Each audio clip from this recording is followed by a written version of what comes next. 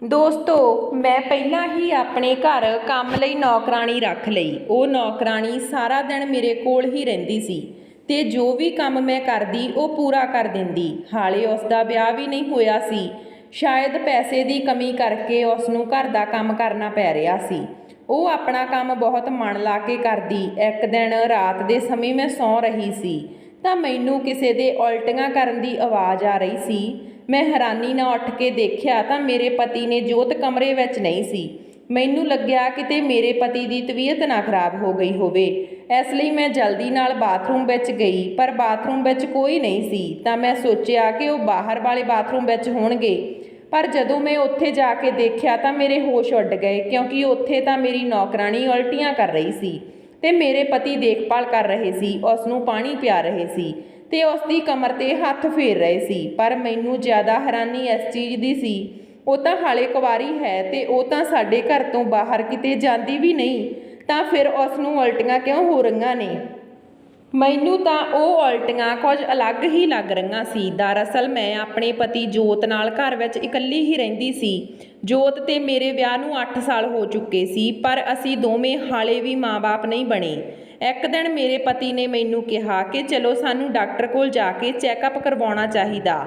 ਤਾਂ ਮੈਂ ਗੁੱਸੇ ਵਿੱਚ ਆ ਕੇ ਆਪਣੇ ਪਤੀ ਨੂੰ ਕਿਹਾ ਕਿ ਮੈਂ ਕਿਉਂ ਚੈੱਕਅਪ ਕਰਵਾਵਾਂ, ਤੁਸੀਂ ਜਾਓ, ਤੁਸੀਂ ਆਪਣਾ ਚੈੱਕਅਪ ਕਰਵਾਓ ਤੇ ਕਮੀ ਮੇਰੇ ਵਿੱਚ ਨਹੀਂ ਹੈ। ਜੇ ਕੁਝ ਵੀ ਕਮੀ ਹੈ ਤਾਂ ਉਹ ਤੁਹਾਡੇ ਅੰਦਰ ਹੈ।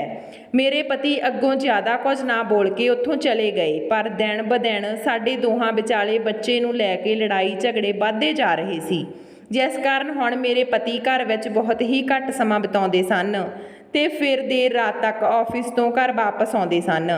ਮੈਂ ਸਾਰਾ ਦਿਨ ਆਪਣੇ ਘਰ ਵਿੱਚ ਬੈਠੀ ਬੋਰ ਹੋ ਜਾਂਦੀ ਸੀ। ਇਸ ਲਈ ਮੈਂ ਸੋਚਿਆ ਕਿ ਆਪਣੇ ਘਰ ਕੰਮ ਵਾਲੀ ਰੱਖ ਲਵਾਂ। ਮੈਂ ਉਸ ਤੋਂ ਸਾਰਾ ਦਿਨ ਘਰ ਦਾ ਕੰਮ ਕਰਵਾ ਲੈਂਦੀ ਤੇ ਮੈਂ ਖੁਦ ਆਪਣੀਆਂ ਸਹੇਲੀਆਂ ਨਾਲ ਕਿਟੀ ਪਾਰਟੀ 'ਤੇ ਰਹਿਣ ਲੱਗੀ। ਪਰ ਮੈਂ ਦੇਖਿਆ ਕਿ ਹੌਲੀ-ਹੌਲੀ ਮੇਰਾ ਪਤੀ ਬਦਲਦਾ ਜਾ ਰਿਹਾ ਸੀ। ਮੇਰੇ ਪਤੀ ਨੂੰ ਹੁਣ ਨੌਕਰਾਣੀ ਦੇ ਹੱਥ ਦਾ ਬਣਿਆ ਹੋਇਆ ਖਾਣਾ ਚੰਗਾ ਲੱਗਣ ਲੱਗਿਆ ਸੀ। ਇੱਕ ਦਿਨ ਮੈਂ ਆਪਣੀ ਨੌਕਰਾਣੀ ਨੂੰ ਛੱਡ ਕੇ ਆਪਣੀ ਪਾਰਟੀ ਲਈ ਨਿਕਲ ਗਈ। ਮੈਨੂੰ ਉਸ ਕਿਟੀ ਪਾਰਟੀ 'ਚੋਂ ਘੱਟੋ-ਘੱਟ 4 ਘੰਟੇ ਬੀਤ ਗਏ। ਮੈਂ ਉਸ ਦਿਨ ਬਹੁਤ ਥੱਕੀ ਟੁੱਟੀ ਘਰ ਪਹੁੰਚੀ ਤੇ ਫਿਰ ਮੈਂ ਦਰਵਾਜ਼ਾ ਖੜਕਾਇਆ। ਮੈਂ ਕਾਫੀ ਦੇਰ ਤੱਕ ਦਰਵਾਜ਼ਾ ਖੜਕਾਉਂਦੀ ਰਹੀ, ਪਰ ਨੌਕਰਾਣੀ ਨੇ ਦਰਵਾਜ਼ਾ ਨਹੀਂ ਖੋਲ੍ਹਿਆ। ਤਾਂ ਮੈਂ ਗੁੱਸੇ 'ਚ ਆ ਕੇ ਦਰਵਾਜ਼ੇ ਨੂੰ ਲੱਤ ਮਾਰਨੀ ਸ਼ੁਰੂ ਕਰ ਦਿੱਤੀ। ਫਿਰ ਇੱਕਦਮ ਨੌਕਰਾਣੀ ਨੇ ਦਰਵਾਜ਼ਾ ਖੋਲ੍ਹਿਆ ਤੇ ਮੈਂ ਉਸ ਨੂੰ ਦੇਖ ਕੇ ਉਸ 'ਤੇ ਟੁੱਟ ਪਈ। ਮੈਂ ਕਿਹਾ ਕੀ ਘੋੜੇ ਵੇਚ ਕੇ ਸੌਂ ਰਹੀ ਸੀ ਜੋ ਦਰਵਾਜ਼ਾ ਖੜਕਾਉਣ ਦੀ ਆਵਾਜ਼ ਨਹੀਂ ਸੁਣੀ। ਪਰ ਜਦੋਂ ਮੈਂ ਧਿਆਨ ਨਾਲ ਦੇਖਿਆ ਤਾਂ ਉਹਨੇ ਅੱਜ ਨਵੀਂ ਸਾੜੀ ਪਾਈ ਹੋਈ ਸੀ ਤੇ ਉਹ ਇਸ ਸਮੇਂ ਪੂਰੀ ਤਰ੍ਹਾਂ ਖਿਲਰੀ ਹੋਈ ਸੀ, ਜਿਵੇਂ ਕਿਸੇ ਨੇ ਜਲਦੀ ਬਸ ਲਪੇਟ ਦਿੱਤੀ ਹੋਵੇ। ਮੈਂ ਨੌਕਰਾਣੀ ਨੂੰ ਗੁੱਸੇ 'ਚ ਪੁੱਛਿਆ, ਇਹ ਸਾੜੀ ਤੇਰੇ ਕੋਲ ਕਿੱਥੋਂ ਆਈ ਤੇ ਤੇਰੀ ਸਾੜੀ ਐਵੇਂ ਕਿਵੇਂ ਹੋ ਗਈ? ਤੈਨੂੰ ਠੀਕ ਤਰ੍ਹਾਂ ਬੰਨਣੀ ਨਹੀਂ ਆਉਂਦੀ? ਫਿਰ ਮੇਰੀ ਨੌਕਰਾਣੀ ਨੇ ਥੋੜ੍ਹਾ ਹੜਬੜਾਉਂਦੀ ਹੋਈ ਨੇ ਕਿਹਾ, ਮਾਲਕਿਨ, ਇਹ ਸਾੜੀ ਮੇਰੀ ਮਾਂ ਦੀ ਹੈ। ਅੱਜ ਮੈਨੂੰ ਆਪਣੀ ਮਾਂ ਦੀ ਬਹੁਤ ਯਾਦ ਆ ਰਹੀ ਸੀ, ਇਸ ਕਰਕੇ ਮੈਂ ਬੰਨ੍ਹ ਲਈ। ਫਿਰ ਉਹ ਮੈਨੂੰ ਦੇਖਦੇ ਹੋਏ ਆਪਣੀ ਸਾਰੀ ਸਾੜੀ ਠੀਕ ਕਰਨ ਲੱਗੀ।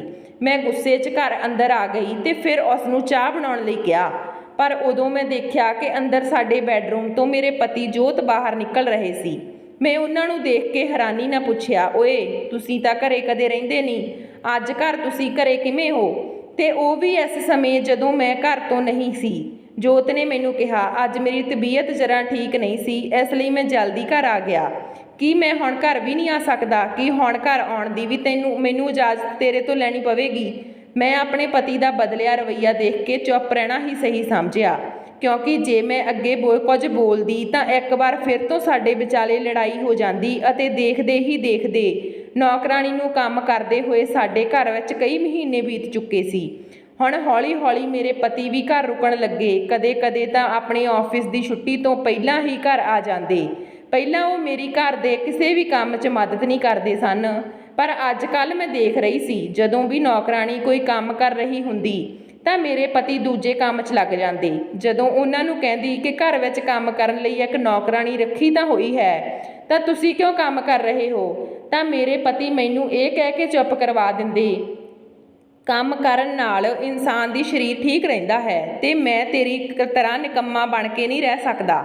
ਜਦੋਂ ਦੇਖੋ ਮੇਰੇ ਪਤੀ ਰਸੋਈ ਵਿੱਚ ਬੜੇ ਰਹਿੰਦੇ। ਨੌਕਰਾਣੀ ਤੇ ਮੇਰੇ ਪਤੀ ਅਕਸਰ ਨਾਲ ਮਿਲ ਕੇ ਖਾਣਾ ਬਣਾਉਂਦੇ। ਜੇਕਰ ਮੈਂ ਆਪਣੇ ਪਤੀ ਨੂੰ ਕੁਝ ਕਹਿੰਦੀ ਤਾਂ ਮੇਰੇ ਪਤੀ ਗੁੱਸੇ 'ਚ ਆ ਕੇ ਕਹਿੰਦੇ, ਇੱਕ ਤਾਂ ਮੈਂ ਤੈਨੂੰ ਖੁਸ਼ ਕਰਨ ਦੇ ਲਈ ਆਪਣੇ ਹੱਥਾਂ ਨਾਲ ਤੇਰੇ ਲਈ ਖਾਣਾ ਬਣਾ ਰਿਹਾ ਹਾਂ, ਉੱਤੋਂ ਤੂੰ ਮੇਰੇ ਤੇ ਸ਼ੱਕ ਕਰ ਰਹੀ ਆਂ।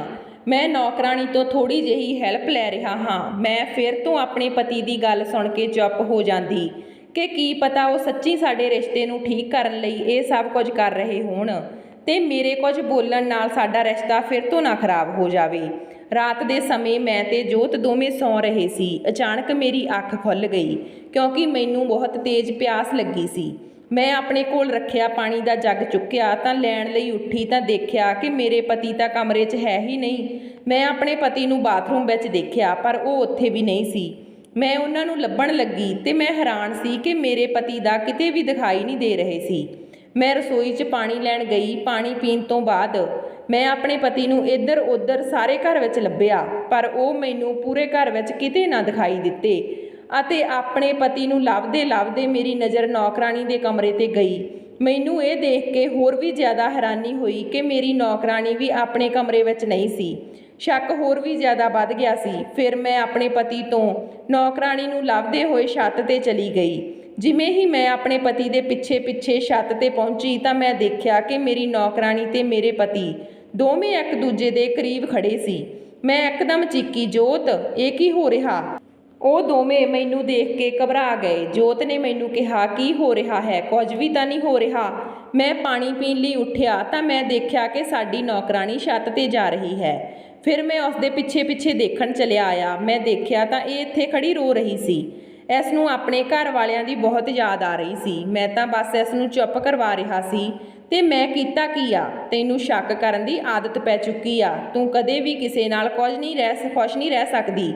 ਮੈਨੂੰ ਬਹੁਤ ਕੁਝ ਸੁਣਾ ਕੇ ਉਹ ਉੱਥੋਂ ਚਲੇ ਗਏ ਪਰ ਮੇਰੇ ਮਨ ਵਿੱਚ ਸ਼ੱਕ ਦਾ ਬੀਜ ਫੁੱਟ ਚੁੱਕਿਆ ਸੀ। ਮੈਂ ਗੁੱਸੇ 'ਚ ਆਪਣੀ ਨੌਕਰਾਣੀ ਨੂੰ ਬੋਲਦੇ ਹੋਏ ਆਪਣੇ ਕਮਰੇ 'ਚ ਵਾਪਸ ਚਲੀ ਗਈ।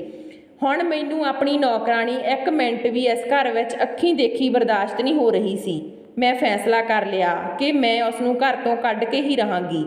ਪਰ ਜਿਵੇਂ ਹੀ ਮੈਂ ਉਸ ਨੂੰ ਘਰੋਂ ਕੱਢਣ ਲਈ ਕਿਹਾ ਤਾਂ ਮੇਰੇ ਪਤੀ ਨੇ ਮੈਨੂੰ ਮਨਾ ਕਰ ਦਿੱਤਾ। ਉਹਨਾਂ ਨੇ ਕਿਹਾ ਕਿ ਤੂੰ ਤਾਂ ਮੈਨੂੰ ਖਾਣਾ ਬਣਾ ਕੇ ਦਿੰਦੀ ਨਹੀਂ। ਜੇ ਕੋਈ ਦੂਜਾ ਬਣਾ ਕੇ ਦੇ ਰਿਹਾ ਤਾਂ ਤੂੰ ਉਸ ਨੂੰ ਘਰੋਂ ਕੱਢ ਦੇਣਾ ਚਾਹੁੰਦੀ ਆ।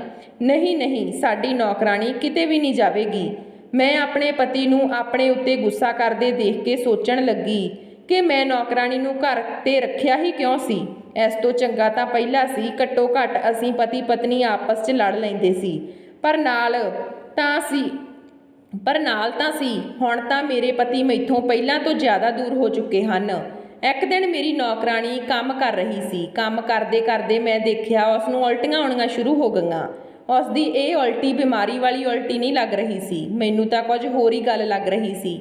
ਉਸ ਨੂੰ ਸਾਡੇ ਘਰ ਰਹਿੰਦੇ ਹੋਏ ਕਈ ਮਹੀਨੇ ਬੀਤ ਚੁੱਕੇ ਸੀ ਤੇ ਉਹ ਸਾਡੇ ਘਰ ਤੋਂ ਕਦੇ ਬਾਹਰ ਨਹੀਂ ਗਈ ਸੀ। ਫਿਰ ਉਸ ਦੇ ਨਾਲ ਇਹ ਸਭ ਕਿਵੇਂ ਹੋ ਗਿਆ? ਮੈਂ ਸੋਚਿਆ ਕਿ ਸਮਾਂ ਦੇਖ ਕੇ ਉਸ ਨਾਲ ਗੱਲ ਕਰਾਂਗੀ ਪਰ ਰਾਤ ਨੂੰ ਮੈਨੂੰ ਉਲਟੀ ਦੀ ਆਵਾਜ਼ ਆਉਣ ਲੱਗੀ। ਜਦੋਂ ਮੈਂ ਉੱਠ ਕੇ ਦੇਖਿਆ ਤਾਂ ਮੇਰੇ ਪਤੀ ਮੇਰੇ ਕੋਲ ਨਹੀਂ ਸੀ। ਮੈਂ ਬਾਹਰ ਜਾ ਕੇ ਦੇਖਿਆ, ਆਖਿਰ ਉਲਟੀ ਕੌਣ ਕਰ ਰਿਹਾ?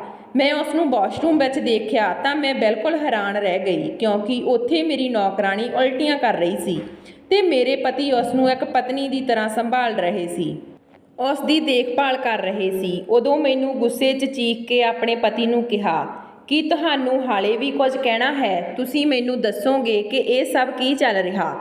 ਤੁਸੀਂ ਨੌਕਰਾਣੀ ਨਾਲ ਇਸ ਤਰੀਕੇ ਨਾਲ ਕਿਵੇਂ ਖੜੇ ਹੋ ਸਕਦੇ ਹੋ? ਆਖਿਰ ਇਹ ਤੁਹਾਡੀ ਕੀ ਲੱਗਦੀ ਹੈ? ਤਾਂ ਮੇਰੇ ਪਤੀ ਨੇ ਗੁੱਸੇ 'ਚ ਆ ਕੇ ਕਿਹਾ, ਇਹ ਮੇਰੇ ਬੱਚੇ ਦੀ ਮਾਂ ਹੈ ਜੋ ਤੂੰ ਕਦੇ ਵੀ ਨਹੀਂ ਬਣ ਸਕਦੀ। ਮੈਂ ਤੈਨੂੰ ਕਿੰਨੀ ਵਾਰ ਕਿਹਾ ਤੂੰ ਆਪਣਾ ਇਲਾਜ ਕਰਵਾ ਲੈ ਪਰ ਤੂੰ ਆਪਣੇ ਘਮੰਡ 'ਚ ਆ ਕੇ ਮੇਰੀ ਇੱਕ ਵੀ ਨਹੀਂ ਸੁਣੀ। ਤੂੰ ਮੇਰੇ ਕਿੰਨੀਆਂ ਕਮੀਆਂ ਕੱਢਣੀਆਂ ਸ਼ੁਰੂ ਕਰ ਦਿੱਤੀਆਂ। ਹੁਣ ਦੇਖ ਲੈ, ਸਾਡੀ ਨੌਕਰਾਣੀ ਦੇ ਬੱਚੇ ਦਾ ਬਾਪ ਮੈਂ ਹੀ ਹਾਂ। ਕਮੀ ਮੇਰੇ ਵਿੱਚ ਨਹੀਂ ਬਲਕਿ ਤੇਰੇ ਵਿੱਚ ਹੈ ਤੇ ਹੁਣ ਮੈਂ ਤੈਨੂੰ ਤਲਾਕ ਦੇਵਾਂਗਾ ਤੇ ਮੈਂ ਆਪਣੀ ਨੌਕਰਾਣੀ ਨਾਲ ਵਿਆਹ ਕਰਕੇ ਖੁਸ਼ੀ-ਖੁਸ਼ੀ ਆਪਣੀ ਜ਼ਿੰਦਗੀ ਬਤੀਤ ਕਰਾਂਗਾ। ਮੇਰੇ ਪਤੀ ਮੈਨੂੰ ਗੁੱਸੇ 'ਚ ਬਹੁਤ ਕੁਝ ਬੋਲਣ ਤੋਂ ਬਾਅਦ ਉੱਥੋਂ ਨੌਕਰਾਣੀ ਨੂੰ ਲੈ ਕੇ ਆਪਣੇ ਕਮਰੇ 'ਚ ਚਲੇ ਗਏ। ਆਪਣੇ ਪਤੀ ਦੀਆਂ ਅਜਿਹੀਆਂ ਗੱਲਾਂ ਸੁਣਨ ਤੋਂ ਬਾਅਦ ਮੈਨੂੰ ਤਲਾਕ ਦੇਣ ਦੀ ਜ਼ਰੂਰਤ ਨਹੀਂ ਸੀ। ਮੈਂ ਉਸੇ ਸਮੇਂ ਆਪਣਾ ਸਮਾਨ ਪੈਕ ਕੀਤਾ ਤੇ ਆਪਣੇ ਘਰ ਲਈ ਨਿਕਲ ਪਈ। ਆਪਣੇ ਪਤੀ ਨੂੰ ਜਾਂਦੇ ਹੋਏ ਇਹੀ ਕਿਹਾ ਕਿ ਹੋ ਸਕਦਾ ਹੈ ਮੇਰੇ ਵਿੱਚ ਹੀ ਕਮੀ ਰਹਿ ਗਈ ਹੋਵੇ, ਮੈਂ ਹੀ ਆਪਣੇ ਰਿਸ਼ਤੇ ਨੂੰ ਸੰਭਾਲ ਕੇ ਨਹੀਂ ਰੱਖ ਸਕੀ, ਇਸ ਲਈ ਮੈਨੂੰ ਮਾਫ਼ ਕਰ ਦੇ ਤੇ ਹੁਣ ਮੈਂ ਤੁਹਾਡੀ ਜ਼ਿੰਦਗੀ 'ਚ ਕਦੇ ਵਾਪਸ ਨਹੀਂ ਆਵਾਂਗੀ। ਇਹ ਕਹਿ ਕੇ ਮੈਂ ਆਪਣੀਆਂ ਭਿੱਜੀਆਂ ਅੱਖਾਂ ਨਾਲ ਉੱਥੋਂ ਚਲੀ ਗਈ ਤੇ ਉਸ ਤੋਂ ਬਾਅਦ ਉਸ ਘਰ ਵਿੱਚ ਮੇਰੇ ਪਤੀ, ਸਾਡੀ ਨੌਕਰਾਣੀ ਆਪਣੇ ਬੱਚਿਆਂ ਨਾਲ ਰਹਿਣ ਲੱਗੇ। ਪਰ ਮੇਰੀ ਜ਼ਿੰਦਗੀ ਬਿਲਕੁਲ ਵੀਰਾਨ ਹੋ ਚੁੱਕੀ ਸੀ। ਮੇਰੀ ਜ਼ਿੰਦਗੀ 'ਚ ਹੁਣ ਜੋਤ ਦੀ ਜਗ੍ਹਾ ਮੈਂ ਕਿਸੇ ਹੋਰ ਨੂੰ ਨਹੀਂ ਦੇ ਸਕਦੀ ਸੀ। ਮੈਂ ਆਪਣੇ ਹੱਥੀਂ ਆਪਣਾ ਘਰ ਆਪ ਬਰਬਾਦ ਕਰ ਲਿਆ। ਸੋ ਦੋਸਤੋ, ਤੁਹਾਨੂੰ ਕੀ ਲੱਗਦਾ ਹੈ ਕਿ ਜੋਤ ਨੇ ਮੇਰੇ ਨਾਲ ਸਹੀ ਕੀਤਾ ਜਾਂ ਗਲਤ?